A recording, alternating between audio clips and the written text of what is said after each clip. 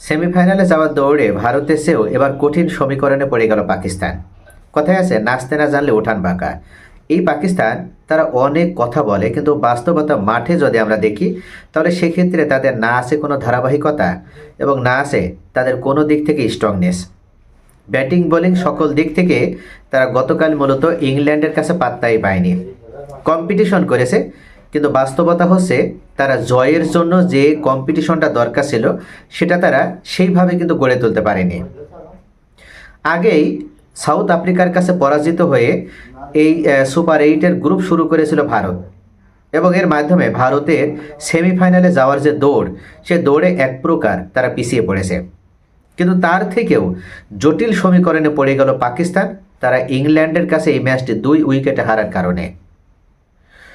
প্রথম ম্যাচটি নিউজিল্যান্ডের সাথে 20টি বিঘ্নিত ম্যাচ ছিল, অর্থাৎ কোনো ধরনের কোনো একটি ওভারও মাঠে না গড়িয়েই ম্যাচটি পরিত্যক্ত হয়েছিল, যার কারণে পয়েন্ট ভাগাভাগি হয়েছিল। নিউজিল্যান্ডের 1 পয়েন্ট এবং পাকিস্তানের 1 পয়েন্ট হয়েছিল।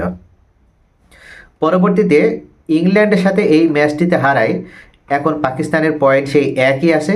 এখন ইংল্যান্ড পরপর 2 ম্যাচ জিতে শ্রীলঙ্কা এবং পাকিস্তানের সাথে জিতে তারা সেমিফাইনালে চলে গেল। আজকে যে ম্যাচটি নিউজিল্যান্ড এবং শ্রীলঙ্কার সাথে হচ্ছে, এই ম্যাচে যদি নিউজিল্যান্ড জিতে যায় তাহলে পাকিস্তানের জন্য সমীকরণটা আরও কঠিন হয়ে গেল।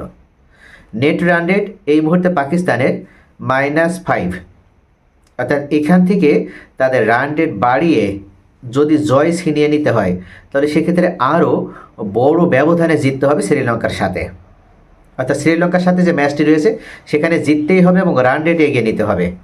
নিউজিল্যান্ডের পয়েন্ট যদি শ্রীলঙ্কার সাথে নিউজিল্যান্ড জেতে তাহলে তাদের 3 পয়েন্ট হবে, পাকিস্তানের তখন 3 পয়েন্ট হবে। নেট রান রেটে পাকিস্তান এগিয়ে থাকলে তবেই কেবল সেমিফাইনালে যেতে পারবে। কিন্তু কথা হচ্ছে পরের ম্যাচে ইংল্যান্ডের কাছে আবার নিউজিল্যান্ডের পরাজিত হতে হবে। কিন্তু আজকে নিউজিল্যান্ড হারলে যদি শ্রীলঙ্কা জেতে তাহলে সেক্ষেত্রে পাকিস্তানের জন্য আরেকটু সহজ হবে।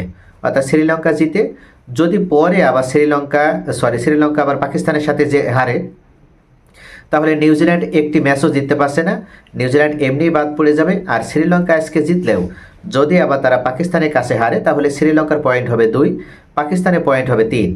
তখন নেট রান রেট নাই, পয়েন্টের ভিত্তিতে পাকিস্তান সেমিফাইনালে চলে যেতে পারবে।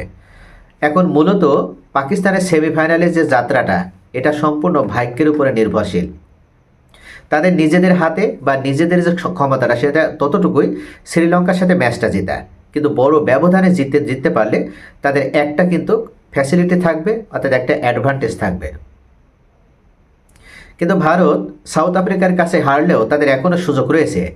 যদি তারা পরের 2টা ম্যাচ ওয়েস্ট ইন্ডিজ এবং জিম্বাবুয়েকে পরাজিত করতে পারে, আর যদি ওয়েস্ট ইন্ডিজ সাউথ আফ্রিকার কাছে হেরে যায় তাহলে সেক্ষেত্রে কোনো রান রেটের প্রয়োজন হবে না। ভারত 4 পয়েন্ট নিয়ে তারা সেমিফাইনালে চলে যেতে পারবে। কিন্তু সাউথ আফ্রিকা যদি ওয়েস্ট ইন্ডিজের কাছে হারে এবং সাউথ আফ্রিকা বা জিম্বাবুয়ের সাথে যেতে, তখন 3 দলেরই রান রেট পয়েন্ট সমান হবে 4 করে। তখন রান রেটের ভিত্তিতে প্রথম 2টা দল যাদের রান রেট বেশি থাকবে বা যারা রান রেটে এগিয়ে থাকবে তারা সেমিফাইনালে চলে যাবে। তো এই হচ্ছে মূলত সুপার 8-এর 2 গ্রুপের এখন ব্যবধান তৈরি হয়েছে সবথেকে প্রতিদ্বন্দ্বী 2 দল ভারত এবং পাকিস্তানের মধ্যে। যদি তারা সেমিফাইনালে যেতে পারে তাহলে ফাইনালে ভারত এবং পাকিস্তানের ম্যাচ হওয়ার সম্ভাবনা কিন্তু সবথেকে বেশি থেকে যাচ্ছে। আইসিসিও চেষ্টা করবে, তারা যে কোনো কৌশলে চাইবে যে ভারত এবং পাকিস্তান যেন ফাইনালে যায়, তাহলে তাদের একটা আরও ভালো ব্যবসা হবে। আইসিসির মূলত প্রত্যেকটা টুর্নামেন্টে যে লভ্যাংশটা, সেই লভ্যাংশের 60% ইনকাম বা 70% ইনকামটা আসে মূলত ভারত পাকিস্তানের ম্যাচের উপর ভিত্তি করে। এমনিতেই এবার টুর্নামেন্টে অনেক তালবাহানা হয়েছে, অনেক নাটকীয়তা হয়েছে, যে কারণে আইসিসি আর্থিকভাবে তারা ক্ষতির মধ্যে পড়ে গেছে। এখন তারা চাইবে, চেষ্টা করবে যেভাবে হোক পাকিস্তান এবং ভারতের আরও একটি ম্যাচ দিতে। আর এটা করতে পারলে আইসিসি তাদের যে ক্ষতিটা হয়েছে সেটা তারা পুষে উঠতে পারবে এবং তারা লাভবান হতে পারবে।